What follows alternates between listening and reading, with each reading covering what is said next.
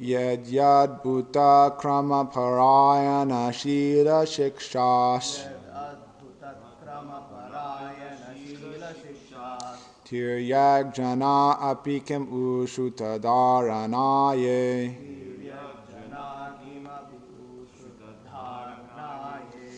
Devai vidantya titaranti cha devamayam.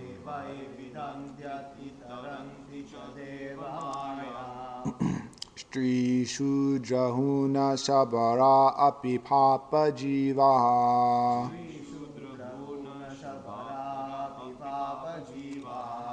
Yad yad bhuta krama parayana shila shikshas. Tiryag jana api kim ushutadaranaye.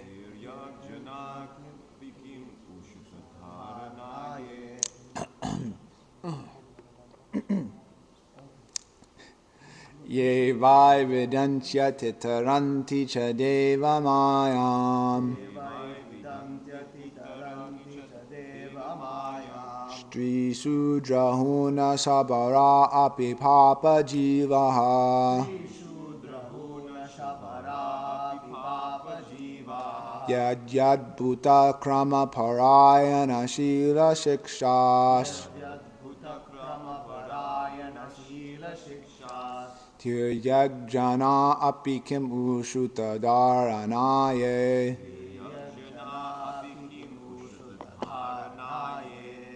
Okay. Devai vidantyati taranti cha deva maya. Devai vidantyati taranti cha deva maya. Stri shudrahuna shabara pipapa jiva. Stri shudrahuna shabara pipapa jiva. Yad yad bhutakrama parayana shila shikshas. Yad adbhuta krama parayana shila shikshas. Tiryag janati kimushu tadharanaye. Tiryag jana apikim ushutadharanaye. Devai vidantyati taranti cha deva mayam. Devai vidantyati taranti cha deva mayam. Shudrahuna shabara api papa jivaha. Trishudrahuna shabara pipapa jivaha. Yad adbhuta krama parayana shila shikshas. Yad yadbhuta krama parayana shila shikshas. Tiryag jana apikim ushutadharanaye. Tiryag janapi kimushu tadharanaye. Manjis.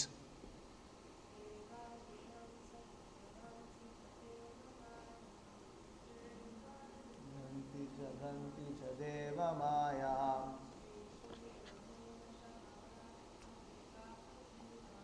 Trishudrahuna shabara pipapa jivaha.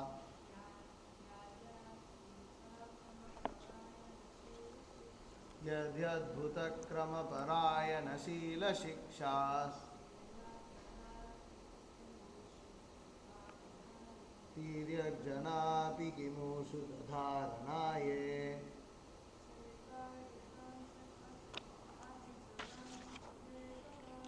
Devai vidantyati taranti cha deva maya.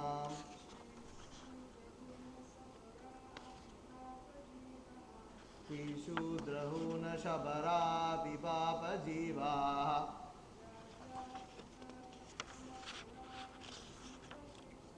Yad yadbhuta krama parayana shila shikshas. Tiryag jana api kimushu tadharanaye.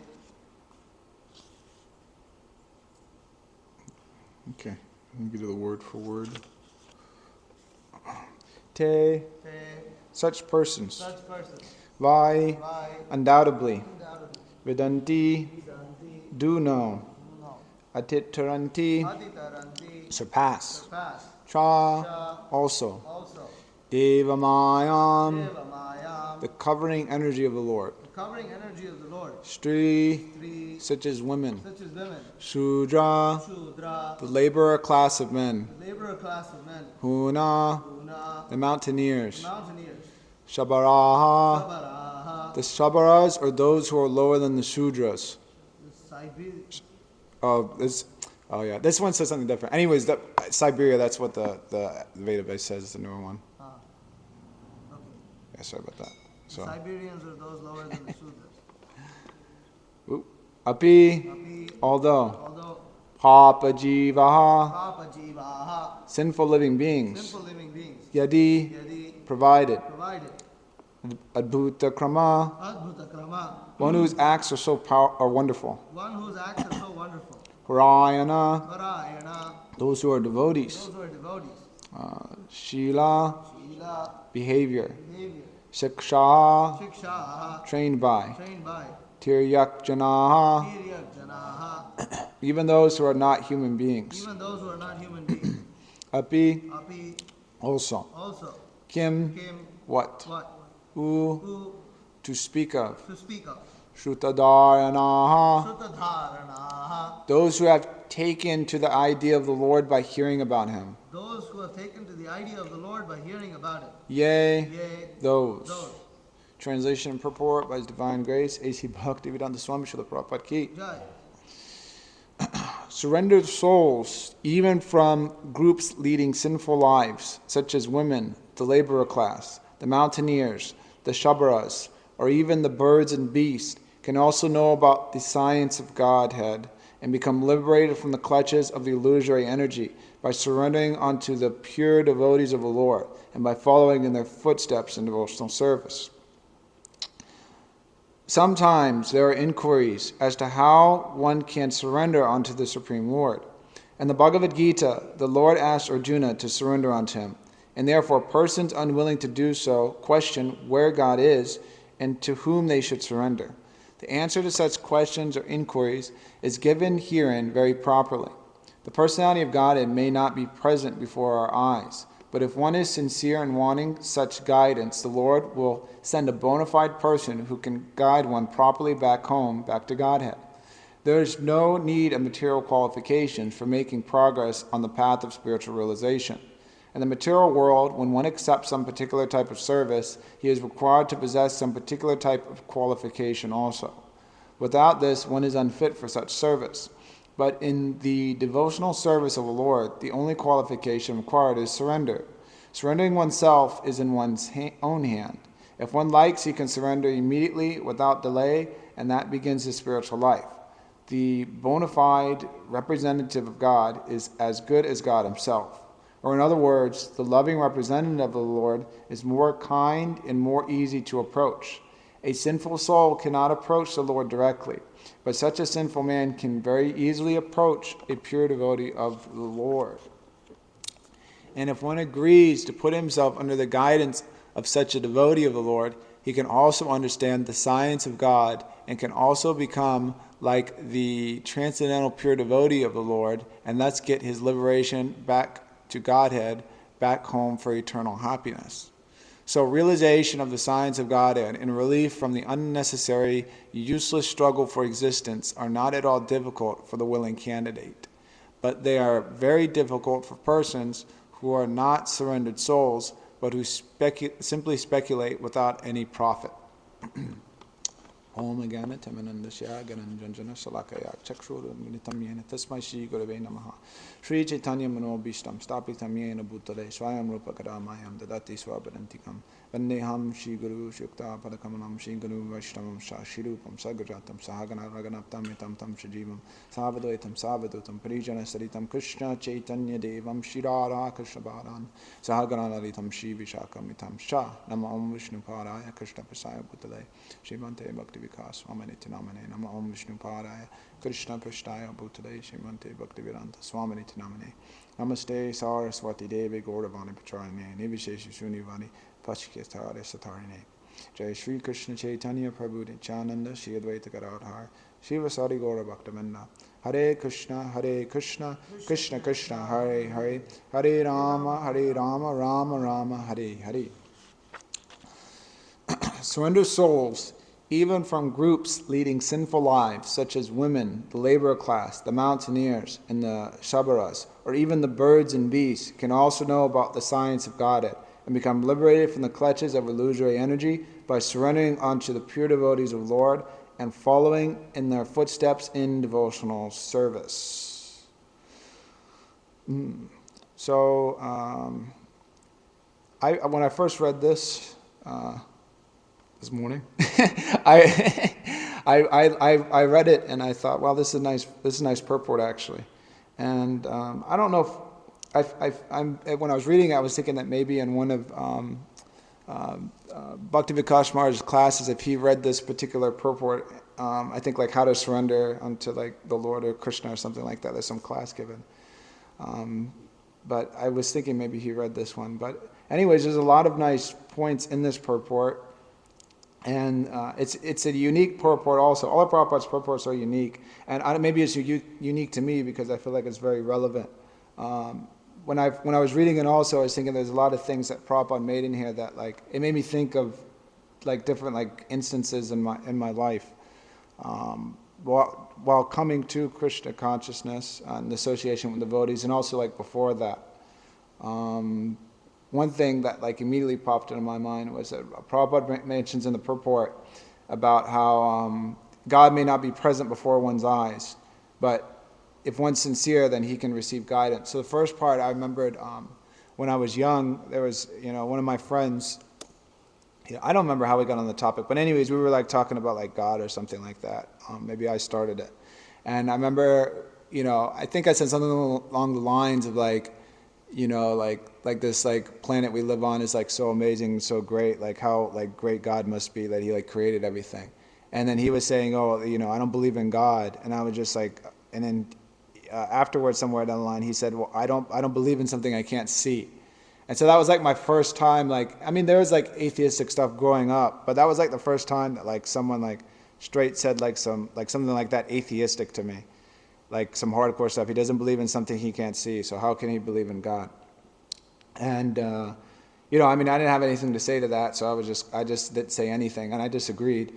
But Srila Prabhupada, so many times in his purports, he defeats that argument very greatly, so much. Explains so many times that even like we may want to see the president of the United States, but we have to have some qualification. It's not that we can go and say I want to go see Joe Biden, and then it's like I want to see him unless I don't believe in him. He's in a position that's greater to ours. It's not just by our own demand that he'll come before us. That such and such person in Kentucky or South Dakota or something, or Nevada, these states that nobody cares about.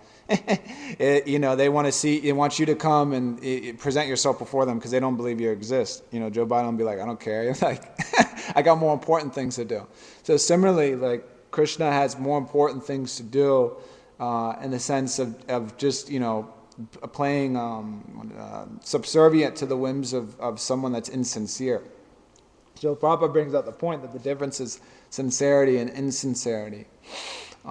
He says, but if one is sincere, so if he wants to see God and he's sincere, not that he's thinking, well, there's no God because I can't see him, but if he's thinking, well, I don't know if there is a God, maybe there is a God, but but he's praying in that way. Well, maybe there's some way I can find out. Or he's looking and he's inquiring on the different, whatever. He's going to this place, that place, and he's trying to understand, well, is there God? What is the nature of God?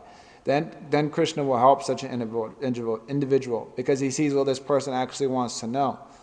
But then also too, one may want to know, but he has to want to know. Well, he should know in the proper way. Someone may want to know who is God, but then he's thinking, well, I'll find out God and then I'll kill him or something. So that person's insincere and he'll never understand what God is. So Srila Prabhupada says like there, but if one is sincere in wanting such guidance, the Lord will send a bona fide person who can guide one properly back home, back to Godhead. And this was another statement that also stood out to me, just personally speaking. I mean, there's so many things, in this purport, in my own a miserable life. And so, but when I read that also, I remember before coming in contact with devotees and Srila Prabhupada's books, there was some mood liking at me also, that I wanted to like understand who and know who God was, this and that, because I was just so fried out materially speaking. And shortly after that, I was able to find one of Srila Prabhupada's books. And then shortly after that, I was able to come in the Association of Devotees by Krishna's mercy and devotees' mercy and a whole lot of mercy. It wasn't anything to do with my endeavor. And so when that was going on, I could like feel that there was some reciprocation there. And so when I read that, that kind of like popped out to me. But then some other small things that Srila Prabhupada mentions in this purport too. He talks about, so many things he talks about here. But he mentions about, in the material world, someone has to be qualified. And so, and that's true for anything. If someone wants to do something materially, there's always the question of qualification. If you're going to, do some type of work or something, do you have the permits? Do you have the license? If someone wants to work for the government, for instance, not anybody and everybody can do that, but they have to have, there's like different certificates that one has to have, and make sure if someone's going to work in some big secret department, they have to make sure they can keep a secret or whatever. And then they have to make sure too that it's not just like some what do they call it, like some spy or something like that. Someone's coming from another country and then they're trying to get in some position so they can manipulate the situation. So in the material world, there's so many questions of qualified and unqualified. But in devotional service, Srila Prabhupada makes the point that the only qualification required is surrender, which is important. And I'll get to the topic of surrender in a little bit. But that's the main consideration. Srila Prabhupada also goes on to explain about approaching God, approaching Krishna, and that it can be a little bit difficult because he mentions here a sinful soul cannot approach the Lord directly. And then there's that verse in the Bhagavad Gita, Ye shvam antonakatam papam jananam punya karmana te dvanda mohanir mukta ujate mandraravataha. Explaining that people they're free from sin, that they can approach Krishna, and then they engage in his devotional service with determination. So Prabhupada makes the point. So a sinful soul cannot approach the Lord directly, but he says a sinful man can very easily approach the pure devotee of the Lord. So it's easy to approach the pure devotees. It's easy to approach the devotees and make advancement on the path of Krishna consciousness. Because, in our lives currently right now, we don't have direct association with Krishna. And if we did have a direct association with Krishna, realistically speaking, at least for myself, it's how would that relationship go? Just being in the modes or something like that, or just, even in my own life, it's just, with devotees and things, and it's like I have some attitude or something like that. So I'm going to, at least with my own conditioning, if I could see Krishna directly, there would be some bumps in that. And we see too, when Krishna was on the planet, that people that could interact with him directly and talk with him, some people they wanted to kill him, some people were fried out with him. Just like Bhakti Vikas Maharaj was mentioning in the class Tuesday night on the Vishnu Sahasranam, that there was that washerman. So Krishna was asking for the clothes, and the washerman was thinking, what the heck is this? This is some kid, asking for the king's clothes. And then Guru Maharaj was joking the same thing, that someone's delivering Amazon package, and then some kid asks for the package, and then the person says no, and then the kid pulls out a gun and shoots the guy. So it was unreasonable. But the thing is that Krishna is the Supreme Personality of Godhead, and everything's meant for his enjoyment.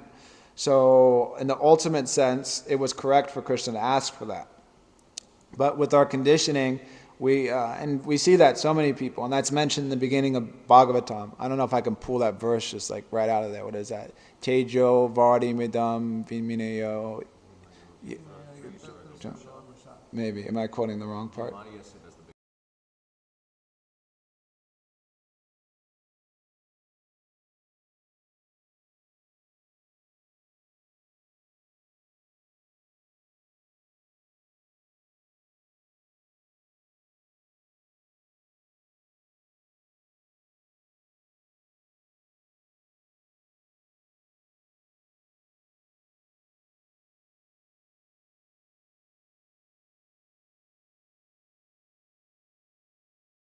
the great sages, demigods, rishis, so many people are confused about approaching when they directly see Krishna, and they see his activities and they get confused and things, and there's so many examples of that. So the point is that, and Prabhupada makes the point here, well, it's mentioned in the word for word, and it's kind of subtly mentioned, but he explains, what's this? He says here, Shruta Dharanaha, those who have taken to the idea of the Lord by hearing about him. So we have to hear about Krishna properly to free our misconceptions, because we have so many contaminations of what we think is proper, what we think is improper. And things will change, and society may go on the next 100 years, and now there's a lot of emphasis on everybody being equal and everybody on the same platform, and so the acharyas, they explain the Shastra and Krishna, and they explain Krishna according to how he's to be explained, but they have to address certain society, misconceptions or anarthas that may be prevalent in the time. So, and that's true for all aspects of society. Lord Brahma has his misconceptions according to his body and his circumstance. Indra has misconceptions according to his circumstance about the nature of Bhagavan. We also do on this earthly planet. And so we have to hear from the pure devotees, and Krishna explains that in multiple places in the Bhagavad Gita. Tatshrinu, just hear. And so we have to learn how to hear, and we have to hear properly. And so hearing will take full effect if one surrenders properly, and surrenders properly and to the proper bona fide representative. Because not enough, if we surrender to the wrong person, then we hear about Krishna wrongly, and then we think that there's so many different things that we can get misconceptions on. It doesn't matter if you give up your sinful activities or your nonsense. The main thing is that you just be attached to Krishna. But if we're just like I was hearing a devotee speaking the other day, he was making the point that that if somebody is they're saying that they love Srimad Bhagavatam so much, and they love Bhagavatam and love Krishna, but at the same time it's like they're watching television and doing all types of nonsense, then there's something the matter with their attachment to Krishna. It's not complete. So we should take instruction and specifically put our explicit faith and surrender into those who are fully surrendered in themselves and following the process of Krishna consciousness properly. And so that takes some intelligence to do, and it also takes so one should be considerate in his. So we should surrender to Krishna, but as Srila Prabhupada said in one place, I don't remember exactly, but something along the lines, I would hear it say, maybe we don't know if Prabhupada said it. I think there's a letter. But Prabhupada said something along the lines of surrender, to Krishna or something like that. I'm paraphrasing, but don't surrender your intelligence. Not that we surrender to Krishna consciousness and then it's just like we're on autopilot and just, whatever, everything's okay because someone's a devotee. So we have to surrender properly and in the right circumstances, which is explained in Shastra, devotees that are seriously following and surrendering themselves.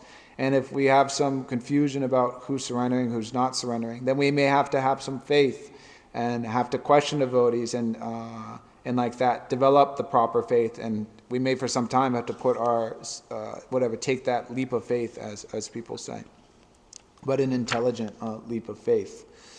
So there's also there's a spiritual master, and there's also the bona fide devotees. So we should similarly have strong faith and affection for the spiritual master, but we should also have strong faith and affection for the devotees of the Lord also, because the spiritual master is he's giving initiation, he's giving diksha, and he's giving instruction, there's special places in our heart for that also. But there should also be a special place for the Vaishnava devotees who are similarly surrendering, who are helping us to become more sincere and better servants to the instructions of the spiritual master, who may get into the nitty-gritty with us.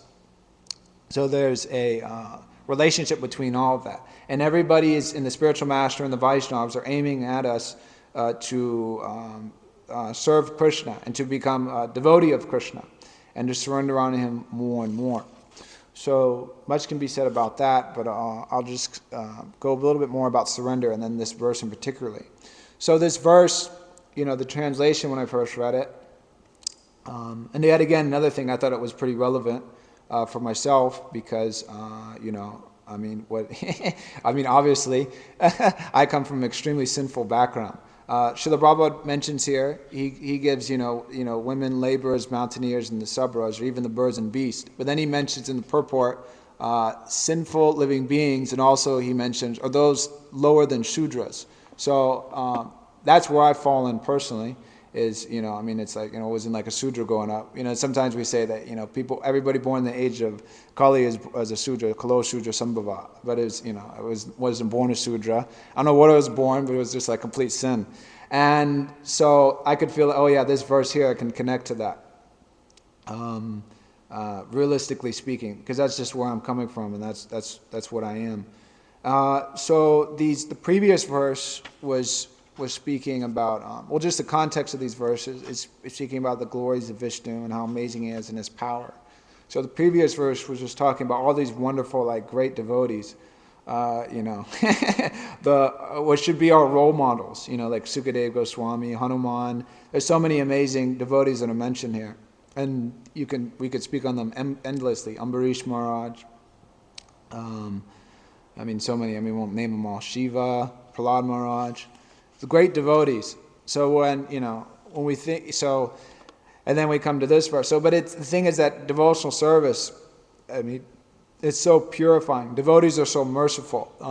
The holy name is so powerful.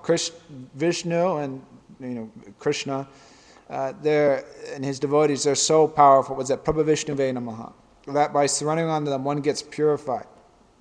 And it's amazing. I think Srila Prabhupada one time was asked, what his mystic power was. He came to the West, because, can he make a, what is this? Was it Cisco? Is that a watch? Is that a fancy watch, Cisco? Is that a cheap watch?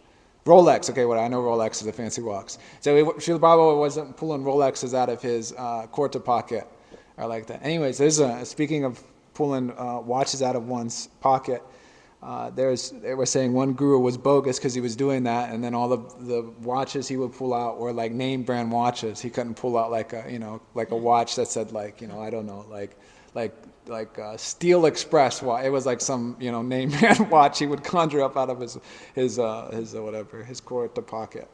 So Srila Prabhupada wasn't doing mystic magic like that, or levitating. Just that was a big thing when I was growing up. There was apparently people in Africa levitating, and that was some amazing thing. Or Srila Prabhupada wasn't just like sitting there and reading people's minds and you're thinking of this, thinking of that, or telling people's future or whatever, that in your future, I see that when you leave this, you'll walk and then someone will come up to you and give you a job offer and you should take that, and then that's the dream thing you've always wanted. Srila Prabhupada wasn't doing any of that, mystic things like that. But Srila Prabhupada said that his mystic power was that he was taking people from such sinful backgrounds and turning them into pure devotees. He was changing people's hearts, awakening them in Krishna consciousness.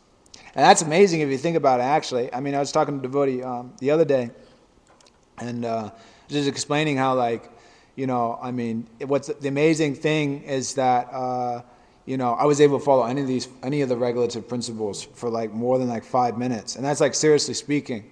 Because at one point, I was just I just kind of accepted it, that it was just it was, even though I didn't want to do sinful activities, it was I was overpowered by the mode of ignorance, by the mode of passion, and by my own desires. And I was just we see that picture in the Bhagavad Gita of the horses going crazily. That was that was more or less my life. So I was telling that devotee that, and that so I was saying that was my situation, and somehow or other, by the mercy of Guru Krishna and the devotees, despite the difficulties and the unlimited core of sinful desires in my heart, I'm able to stick to the path by the mercy. So as if whatever happens in my life, this, that, and the other thing, if I can just keep doing what I'm doing and just be in the association of devotees and follow the principles and chant 60 rounds, that's a success. But don't do anything crazy. So, so this verse, and especially too, I mean, coming from such a sinful background, it's, I can testify that Krishna consciousness does work, and that by following the process, that one loses the enthusiasm to perform sinful activities, and that by following Krishna consciousness and practicing that, things do go away, and that one can be purified. Just like this mentioned here, one become liberated from the clutches of illusory energy by surrendering on the pure devotees of the Lord and following in their footsteps in devotional service. So, personally speaking, it's, I'm trying to do that. I'm not successful 100%, and I would be lying if I was sitting up there saying I'm not trying to do that. I'm seriously trying to do that, trying to engage in the process of Krishna consciousness, trying to surrender, trying to understand what the pure devotees want from me, and do that, and trying to follow in their footsteps as best that I can. And so, that's my situation. And so Prabhupada here mentions too, women class, labor class, mountaineers, the Sabaras, birds and beasts. So the point is that from the Vedic perspective, there's brahmanas, there's kshatriyas, there's people who, due to their previous activities, they've been born in a circumstance where they have more access to the Vedas, or they have a better understanding of it. Like Lord Brahma, for instance. He's practically, not practically, he's directly seeing Vishnu face to face. He can go and he can talk with Vishnu. We can't do that. So the one reason for that is that because Lord Brahma, he did some pious activity in a previous life. So by the mercy of Krishna, he's given an opportunity, a better facility for devotional service. So Krishna is fulfilling his desire in that sense. But some, from some jivas, for one reason or another, due to maybe they did something wrong or just ultimately their desire, they wound up in a circumstance to where it's not so easy to understand the Vedic literatures, or they don't have great access to it. So that's due from sinful activity. And so it's nothing against like this person and that person. That's just the nature of it. But the thing is that no one's eternally barred. The women have their trouble in devotional service. Sudras have their trouble. People living in mountains have their trouble. Siberas. And he mentioned Siberia in this. I don't know if that's actually what it is. But anyways, if you're living in Siberia, it gets pretty cold there, and there's difficulties that come with that. And also, Srila Prabhupada would mention that to be born in like a place like a desert, or like living on top of like an ice-capped mountain or something like that. That's due to one's sinful activity in a previous life. And so birds and beasts. But the thing is that, if one is actually sincere and one attempts to surrender himself, then whatever situation one is in, one can take up to Krishna consciousness fully and make advancement. If a Shudra has a good master and, it's a pure devotee, that's great, that's amazing. See the Varna ashram, that culture was there. So Srila Prabhupada glorified one time, there was some simple, farmers or something like that. And then they saw Srila Prabhupada, they offered their obeisances and things like that. And I don't know if they gave them something. But generally we see that, if a sadhu comes, especially in India, and they're traveling, householders may give Lakshmi or give some donation or something, because they think that this is a holy man, they have that culture. So they make advancement on that. And then they also have that pious background to hear. So birds and beasts, just like we see in the Ramayana, that this Jatayu was a vulture. But he attempted to protect, try to save Sita from Ravana, even though it was impossible because Ravana was so powerful. So he was a bird, and he attempted to engage in the service of the Supreme Personality of Godhead. And so he's glorified for that, actually. So the thing is that there's no bar in Krishna consciousness. If we're born blind, then we're barred from so many things. We're not going to get a job as a bus driver.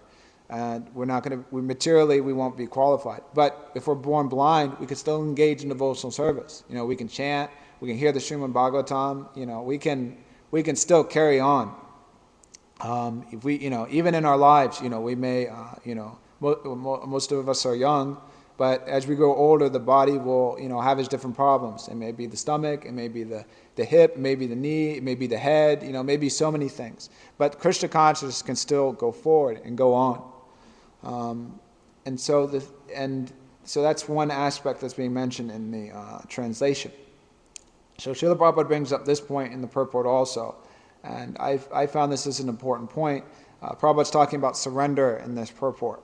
So, and we can think and describe, try to understand, well, what is surrender? We hear, surrender, and like Prabhupada's mentioning, there's so many inquiries as to how one can surrender unto the Supreme Lord. And Prabhupada cites this, Sarvadhamman Parityajam Mamekam Sharanam Vraja Ham Tvam Sarvapapyebhyo Mokshiyashami Masuchaha.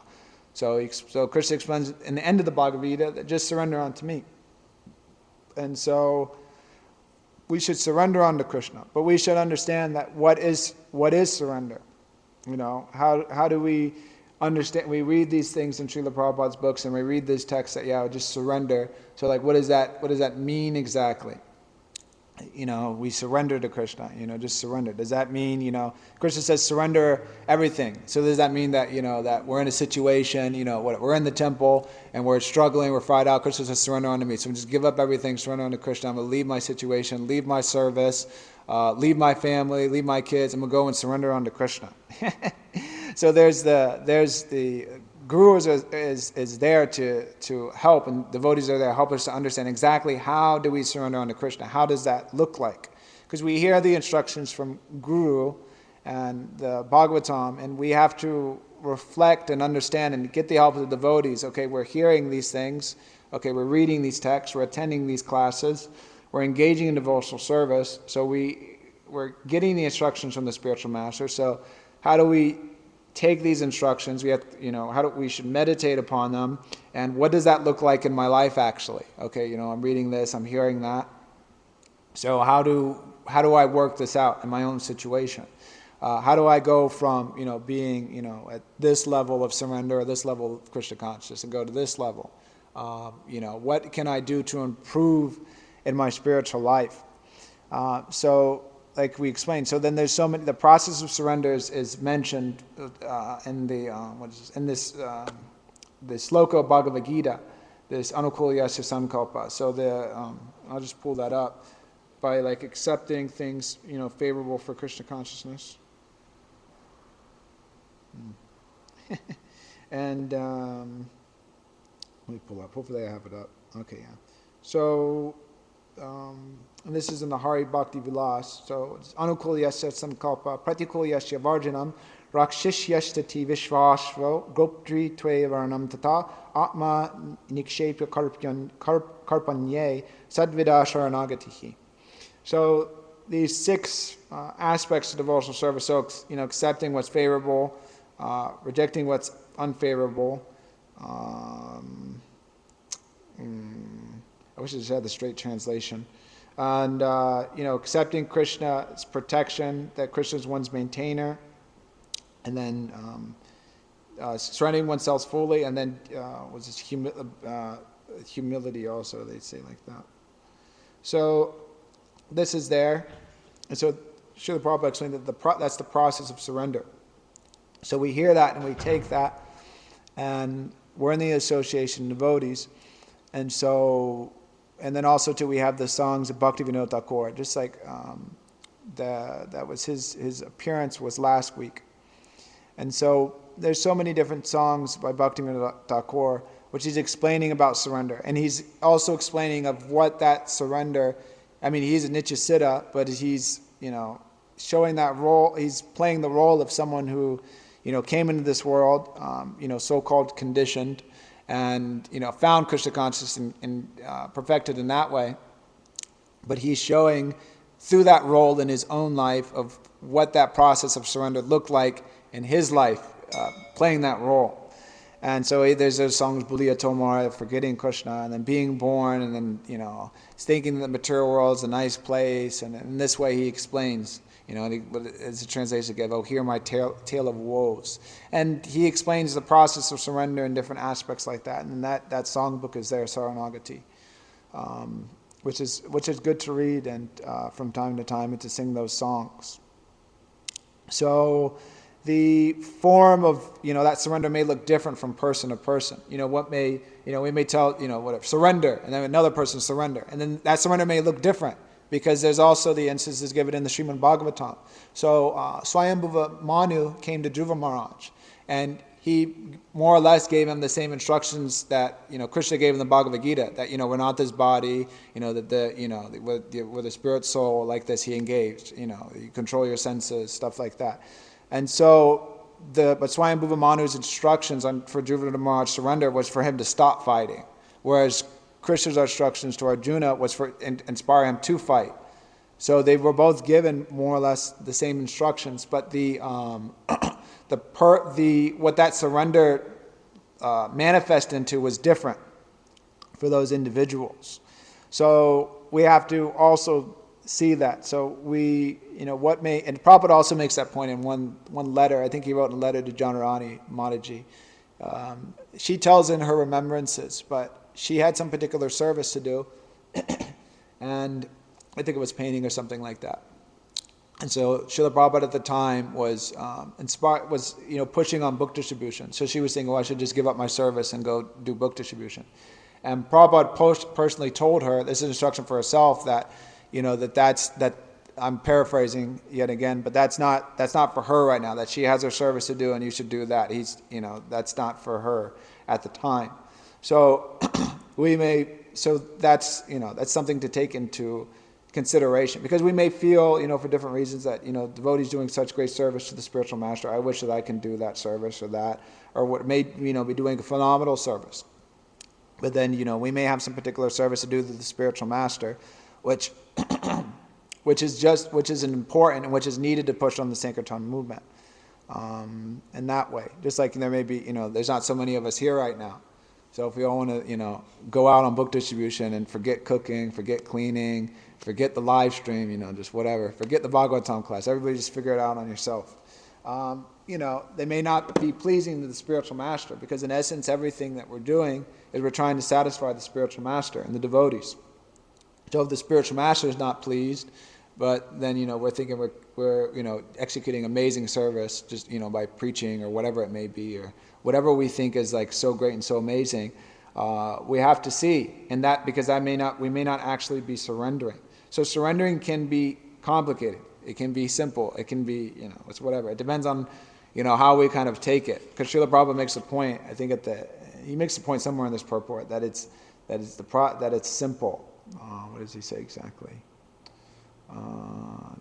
He says, so realization of the science of God and relief from the unnecessary, useless struggle for existence are not at all difficult for the willing candidate. So we have to be willing. There has to be adjustment sometimes. We may have some idea or how, do this, that, and the other thing, but then we have to be willing to adjust and, please Krishna, because it's not just like A, B, C, we follow the four regs, we engage in the process of Krishna consciousness, we do all those things, but it's not that just because we do those things, that is some guarantee we're going to go back home, back to Godhead. Because I once asked, Guru Maharaj about that, whatever. I was, young and foolish. I still am young and foolish. But, how can you guarantee to go back home, back to Godhead? And he's like, you can't guarantee to go back home, back to Godhead. That Krishna's like, okay, he's done everything. He's completely qualified. Therefore, I have to let him in. Just like you come to the country and you have your passport, and it's like more or less they have to let you in. It's like, well, he's got a passport. They may restrict you or whatever, but it's like, I was born here. This is like my right.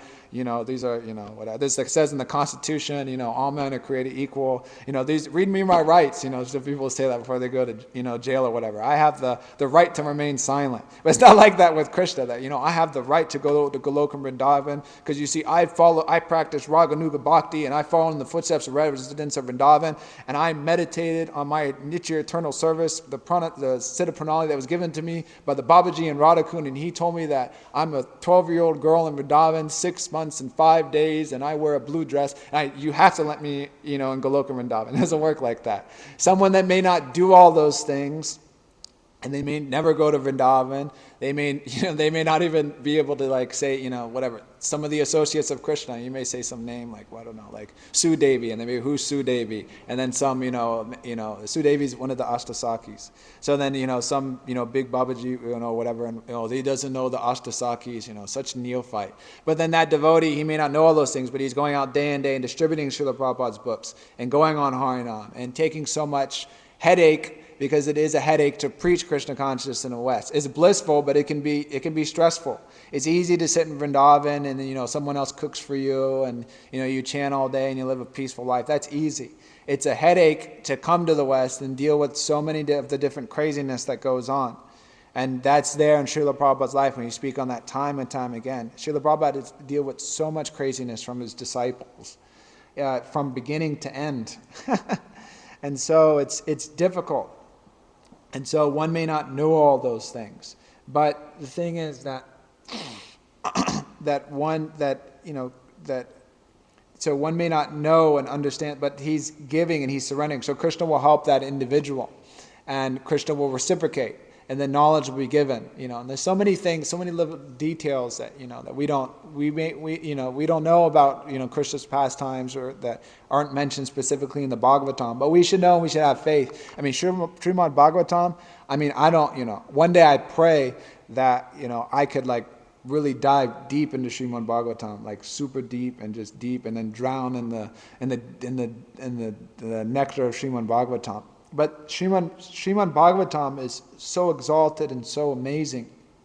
I mean, Srila Prabhupada mentions that in his poem for coming to America and preaching and spreading Krishna consciousness. But also we see too that Sri Chaitanya Mahaprabhu, who was experiencing the highest levels of the highest level Mahabhava of love of Godhead, he was relishing Srimad Bhagavatam. And when Maharaj Parikshit gave the essence of Srimad Bhagavatam, that's mentioned in the Briya Bhagavatamrita, what he understood. So that's like there's what Srimad Bhagavatam is giving and what it's explaining, and what the conclusion, the end result of Srimad Bhagavatam is, if we actually take it to heart and take it seriously, is like, I don't know the word for it, but it's like, it's the greatest treasure. It beats everything that anyone can offer in the material world, and it's amazing. And so it's so this is what we're giving the people. This is what we have the opportunity to receive. And the more that we read this, the more that we hear it, and then these devotees explain it, that this is what Srimad Bhagavatam is. I mean, it's not different from Krishna. And by reading it and discussing it and understanding of it, and then the acharyas explain it, I'm just kind of like rambling on, but Srimad Bhagavatam is where it is at. It's amazing. And so there's all these different slokas and things glorifying Srimad Bhagavatam. Also too, I remember I was reading, it's in the 11th canto. I want to learn the verse, but it's maybe I can read it. I can probably pull it up. Let me do that real quick. So I think I can find it. So it's in the 12th canto, I think chapter 13. There's a nice verse talking about Srimad Bhagavatam.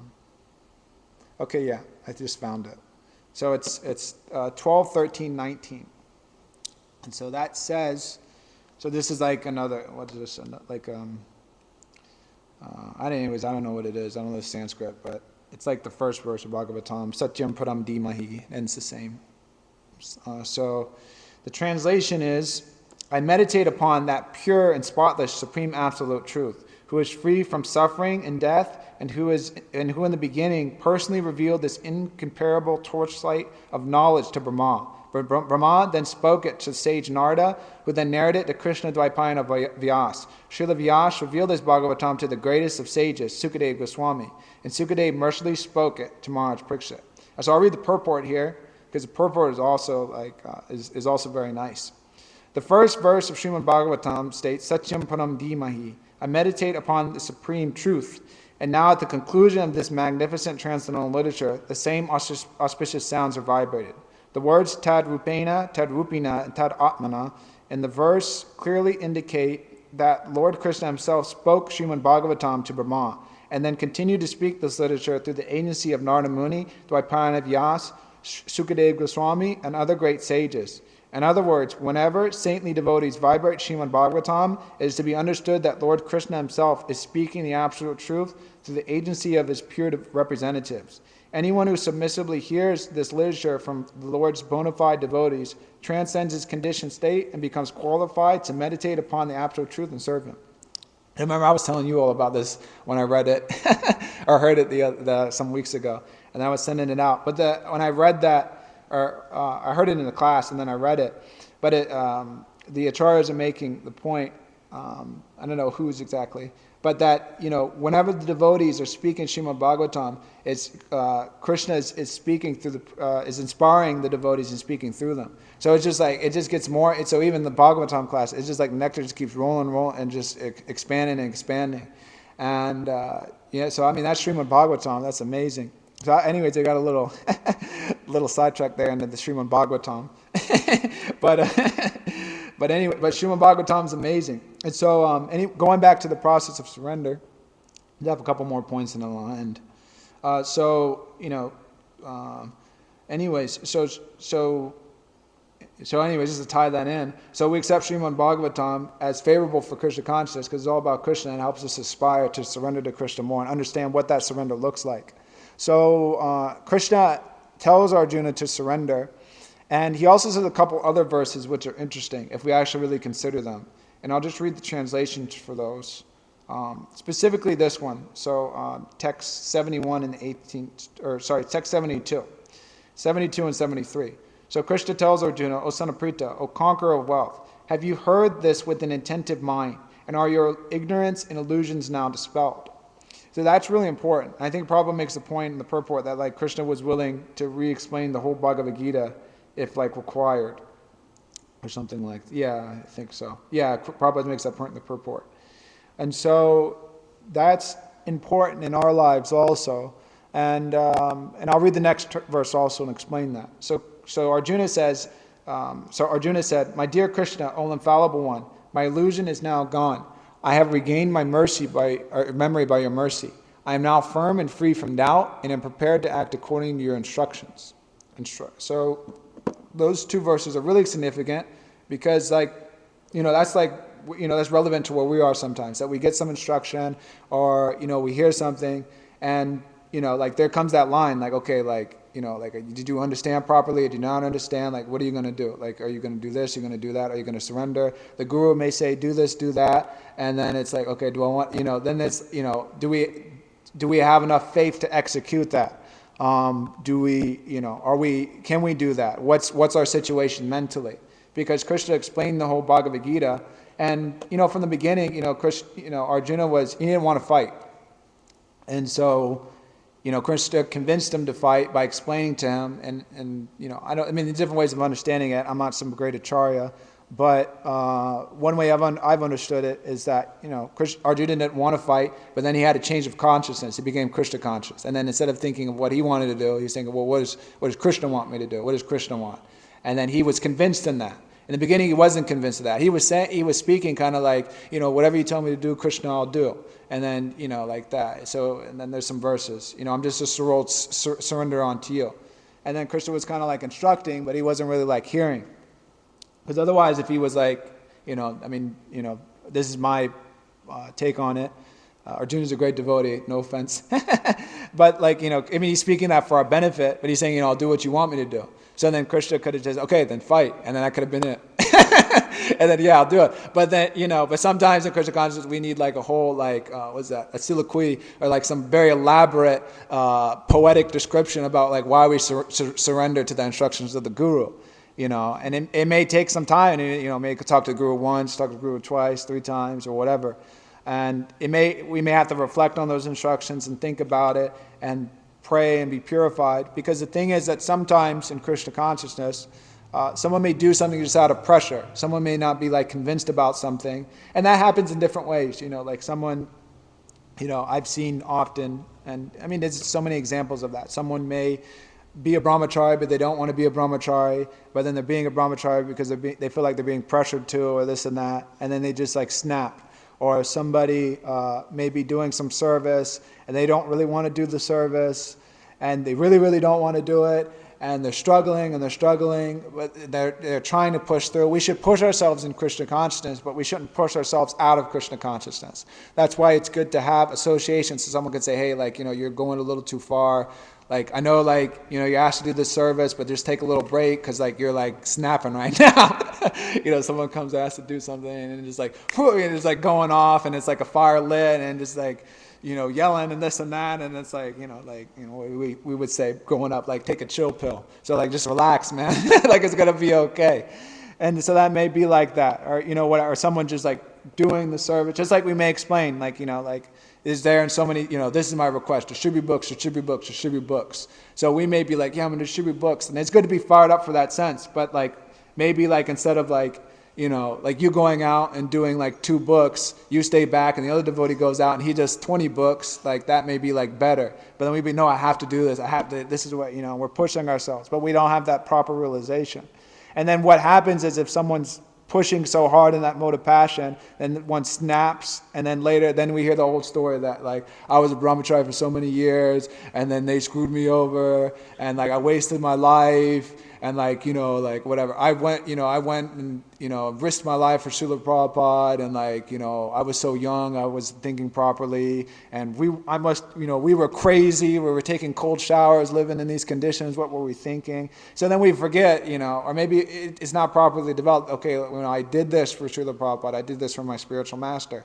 I took all these austerities to, help to spread Krishna consciousness. I did it because it was good for me. And then we hear so many, I joined Srila Prabhupada's movement. If I didn't do that, I could have been a famous rock and roll star. I could have been so big and famous. I gave that up. All these different regrets. And it's true. People have said these things. One devotee was saying like that. He took sannyas or whatever, and he could have been a famous musician, and Srila Prabhupada took that from him. So he was right out with Srila Prabhupada. And it's, I was talking to Mitraban the other day about that. It's so amazing that, like, Srila Prabhupada is such a great devotee.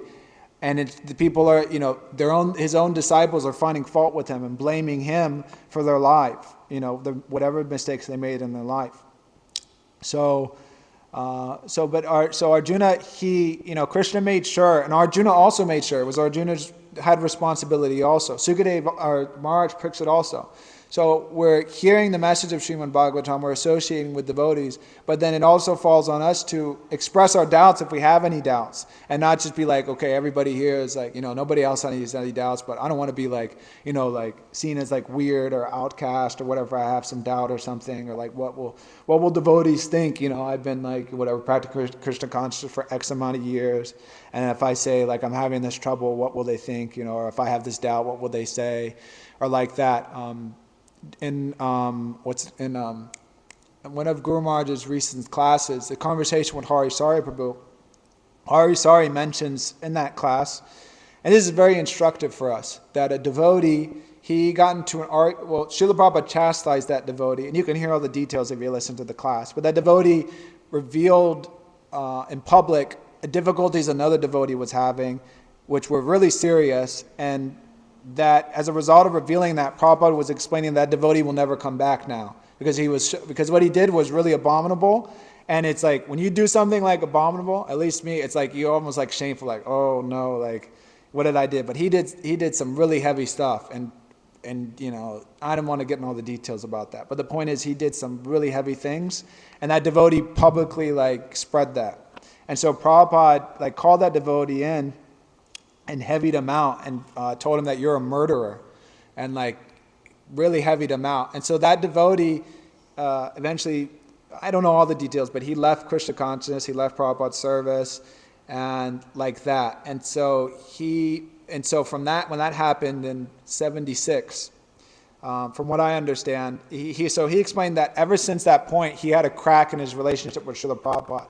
And that didn't get fixed until, I think, like some 40 years later. He always had like this doubt about Srila Prabhupada because of that whole situation that happened. And so he didn't talk to anybody about it, and he didn't do anything. But then Hari Sari like talked to him about it because, he Harisari was going to put in his books this thing happened and he didn't want him to do it and this and that. Anyways, he explains in his class. And so he talked to him and he preached to him and explained that this is your spiritual master, that that he has the right to like chastise you in such a way and explain, be heavy with you, and you have to accept that. So after like 40 years of carrying this doubt, he was able to give it up. But the point is that he had that doubt, and it could have been dealt with immediately, but for some reason or other, that didn't happen like that, just due to that, his situation. And it took so long, and then as a result of having that doubt, I'm sure he encountered so many difficulties. And then if you doubt Srila Prabhupada, I can only imagine, then you doubt like following his instructions. Well, then you're reading it, but then there's always like, I'm reading it, but like, I don't really believe it, that happened. And then it just affects your whole life. And then it's just like that one little degree that's off. So you got whatever, a 90-degree angle, but then it's, 89 degrees. So then it's going straight, it's a little crooked. And then, like that. And then, offenses manifest and things like that. So that devotee by Krishna's mercy was able to overcome that. But the point is that, we may be at this level, we want to come to this level, but we have to pray for the mercy and we have to reveal our minds to devotees. And we have to hear that, we have to contemplate on that, and we have to sincerely try. And so the thing is that so Krishna spoke the Bhagavad Gita to Arjuna, and he was willing to explain it again. But Arjuna didn't need to explain it explained again, because he explained here that my illusion is gone. My memory, he's got his memory, he knows what's right from wrong. He's firm, he's fixed, he knows what he's going to do, he's going to do it. He's not like, I'm firm, I'm fixed, ready to do it. And then 1 week later, like, I don't know. There's time to fight, and he's like, oh, I don't know. And we also too don't see that after the fight, that Arjuna, is like regretting, like, oh my God, like, what did I do? Like, I messed up. We see that Maharaj Yudhisthira performed that pastime of, I've committed so many sinful activities, how can I be free from that? And that paved way for Bhishma Dev to speak and give so many different instructions. But so, the point is that, we have to be convinced, and we have to be freed from doubt. I know also one time too, I was so many times. When was I not struggling in Krishna consciousness? So one time I was struggling in Krishna consciousness, and I went to talk to Guru Maharaj, and there was so many different things going on.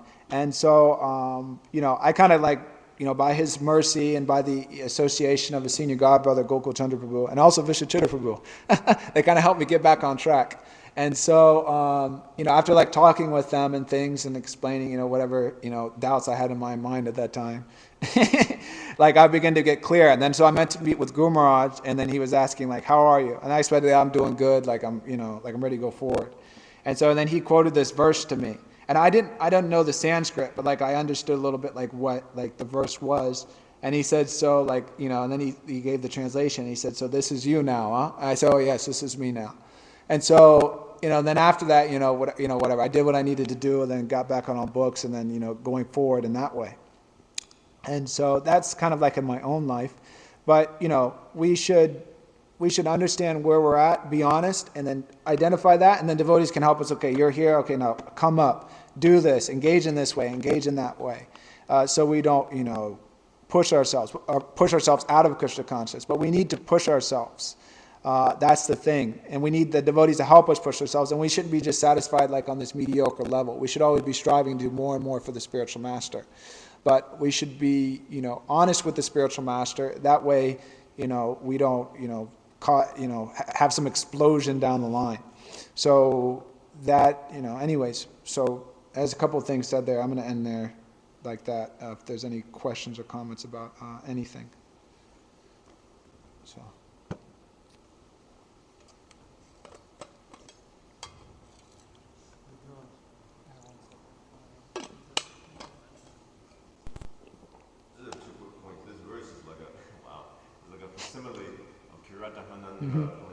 It literally says like the same thing. Yeah, it does say the same Almost things. identical, except the point is maybe surrender to devotees instead of the Lord. Yeah. And then another thing, I just finished reading the Gita. I was reading that like Krishna asks Arjuna, "Have you been inattentive? Have you heard this with an attentive mind?" Yeah, Means, like, that's good. That's paid good. attention. Yeah. And then Prabhupada says he was ready to explain the whole Bhagavad Gita again. Yeah. It's like, and then elsewhere, the Prabhupada says it was spoken in like an hour. Yeah. So you can imagine if like, you give like an hour, like, Yeah. if you have an hour conversation with someone, and at the end they say like, oh, I'm sorry, I wasn't like Yeah. I didn't like pay attention to what was going on. He was right Yeah. that person, but Krishna was like ready to do it from the beginning. Yeah. Thank you. That struck me. I'm glad you mentioned that, actually. I meant to bring that up as we may be instructing somebody that may be struggling also, but it's difficult. We have to be patient with. Preaching somebody comes to the temple and it's what is body, what is karma, reincarnation, not this body, not this soul, you're suffering, yeah. But then when you have a devotee, it may be difficult because they know things, but then it's oh, this guy's a Maya, and then it's how do I help him? And it's takes multiple talks and things like that, and it's do some service because it's sometimes more difficult because they know everything. But then it's us too, we have to be patient. We can get inspiration from Krishna that he was willing to do that and willing to help in that way. And we see too, you're talking about Srila Prabhupada. With so many things we've talked about, but that Srila Prabhupada, what he did to keep his disciples in Krishna consciousness would be unheard of nowadays. Some of the things that his disciples were doing, not chanting their rounds and things, and Prabhupada kept them in their positions as leaders in GBCs and things, and try to keep them engaged. We were talking about one disciple. He did so many wild things, but then still he came back. Prabhupada made him GBC and things, and he went on. But if Prabhupada didn't do that, it's would have been thrown out. But nowadays, some whatever. I've been there too. Someone talks back to you or is disrespectful. It's all right, get out.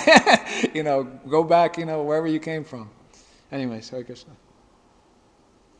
Yes, Vishnu is. Vishnu Prabhu.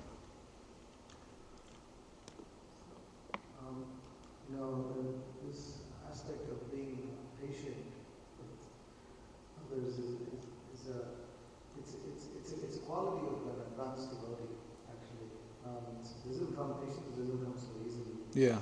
And many times because we're neophytes, and actually our faith is, what do they call it? Pliable? Yeah. I think Komala Shraddha, I think that's pliable, meaning that it's weak. And when we're trying to preach to others or something, generally you'll see a characteristic among newer devotees who are enthusiastic, they want to preach. But then, when you're preaching, in many ways you are also defending your own faith. Yeah. Because your faith is getting challenged by questions that you didn't raise, somebody else is raising, and if you don't know how to answer it, you might sometimes feel that your faith is being threatened. So, as a neophyte, it's very easy to get heavy. Yeah. And the thing is that that heaviness is a knee-jerk reaction to trying to save one's faith. This is definitely right. You're just going to alienate the other person because you're not able to explain. Yeah. You generally get heavy and also there's that desire to smash that other guy or smash his misconceptions. And, of course, Prabhupada smashed people's misconceptions, but that was not the only thing that Prabhupada did. It wasn't every time Srila Prabhupada preached he was heavy, or even and we can see this in other things also. We'll see that expert devotees like Srila Prabhupada, even in management, they don't always get heavy. It's there are different ways in which you deal with devotees. Yeah. Sometimes you encourage them. Sometimes you let certain things pass, even if they're being, disrespectful or something like that. Like in Guru Maharaj, he does that. Sometimes a disciple may not. Yeah. And one thing is, a characteristic that I've noted with Maharaj and being with him quite some time is he's very careful to try to not discourage devotees unnecessarily. At the same time, if there's genuine need for discouragement, he will discourage. Yeah. But other things sometimes he's careful to try to offer the advice in a manner that they don't become discouraged. Especially when their faith is rather weak or they're rather new. Yeah. For more older devotees, then it's expected that some tact is not required because they're expected to be fixed up. And then if you're getting discouraged, that's a sign of you being mental.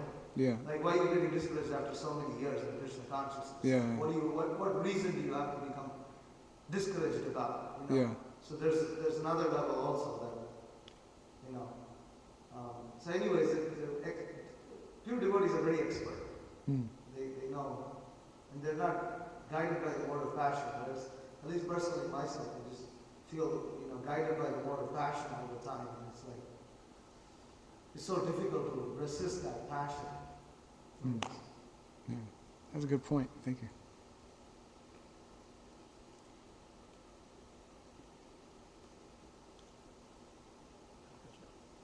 Hare Krishna. Hare Krishna.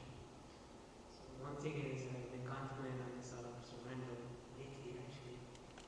And I remember just reflecting on the Gita, and every step you could see actually Arjuna, he's actually surrendering, not just asking a question, but you see in the beginning, he's like, look, my whole slipping from my hand, I'm surrendering to you now, just instruct me.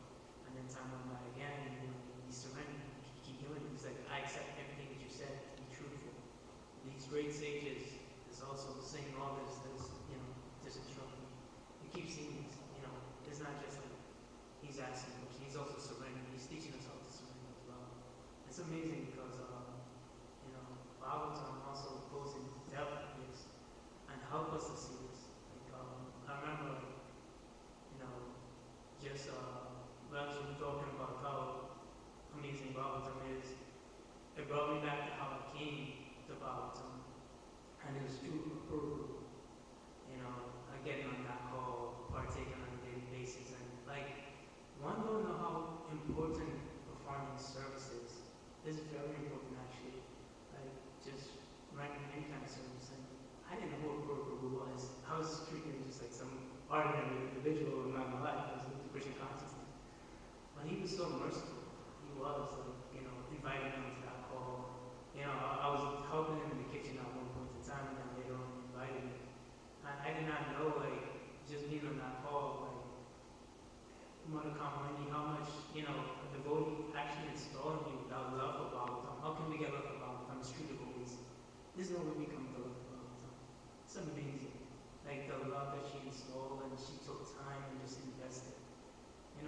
We take very much granted what the Buddha does for us. This surrender, and they're surrender because we come with so many things, and they're exalted devotees. We come with so many mental things, and we give it to them. And they take it and they just continue helping us. So, there's so many ways you can see the surrender actually happening.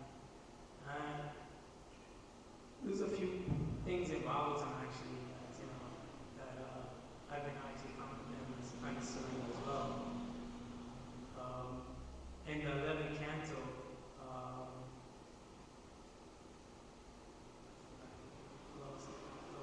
Oh, that's okay.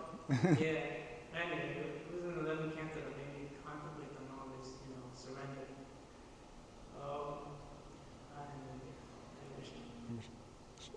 Jay in there, or the Monajis? Okay. Any questions from the Monajis? Okay. All right.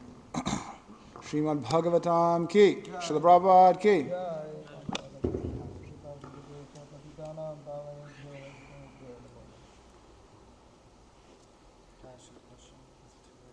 Yeah, you can. Just ask me. Yeah, you can ask me. Well, I'll maybe ask me downstairs because there's not so many of us, and I'll take Prashant. And end the light. What? End the light. Shut it off.